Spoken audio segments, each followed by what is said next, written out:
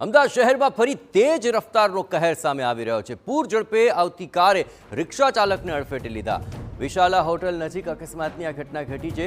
Car ચાલક police કર્મીએ અકસ્માત સર્જી દીધો હતો। કાર ચાલક નશાની હાલતમાં હોવાનો આક્ષેપ થઈ રહ્યો છે। આ અકસ્માતમાં રિક્ષા ચાલક ઇજાગ્રસ્ત છે। પોલીસે કાર ચાલકને ઝડપી કાર્યવાહી હાથ ધરી છે। પોલીસે કાર ચાલકનું બ્રેથ એનાલાઇઝરથી ટેસ્ટ કર્યો અને કાર ચાલકના આ બ્રેથ એનાલાઇઝર ટેસ્ટ નેગેટિવ આવ્યો છે।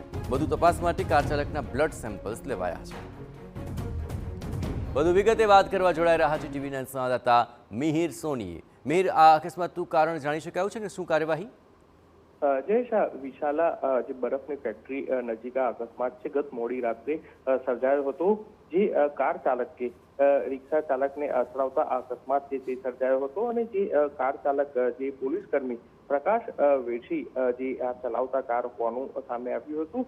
લોકોએ સ્થાનિકોએ તેને પકડી અને જે પોલીસને હવાલે કર્યો હતો, પરંતુ સ્થાનિકે આક્ષેપ કર્યો હતો કે જે આ પોલીસ કર્મી જે અકસ્માત કરનાર પ્રકાશ છે તે દારૂના નશામાં હતો, જેને લઈને ટ્રાફિક પોલીસે ત્યાં જ બ્રેથ એનાલાઇઝરથી ટેસ્ટ કરતા નેગેટિવ ટેસ્ટ આવ્યો હતો। છતાં પણ એમ ટ્રાફિક પોલીસે જે ઇજાગ્રસ્ત રિક્ષા ચાલક છે તેની ફરિયાદ લઈ અને આ પોલીસ કર્મી પ્રકાશના બ્લડ સેમ્પલ લઈ અને તેની ધરપકડ છે તે કરવામાં આવી છે। પરંતુ પોલીસે ત્યાં આગળ ઘટના સ્થળે જઈને પંચનામું કરી અને તપાસ કરતા જે વિશાલા નજીક બરફની ફેક્ટરીના આ ટર્ન લેતા સમયે રિક્ષા ચાલકે તેની સ્પીડમાં હોય અને આ વાંક રિક્ષા ચાલકનો હોવાથી તેની સામે પણ કાયદેસરની કાર્યવાહી છે તે હાથ ધરવામાં આવી છે। એટલે હાલ તો જે એમ ટ્રાફિક પોલીસે ગુનો નોંધી અને જે વટવા પોલીસ સ્ટેશનમાં ફરજ બજાવતા અને અમદાવાદના સેશન કોર્ટમાં તેનું ફરજ બજાવતા જે પોલીસ કર્મી પ્રકાશ છે તેના અકસ્માત કેસને લઈને ધરપકડ કરી અને વધુ તપાસ હાથ ધરી છે।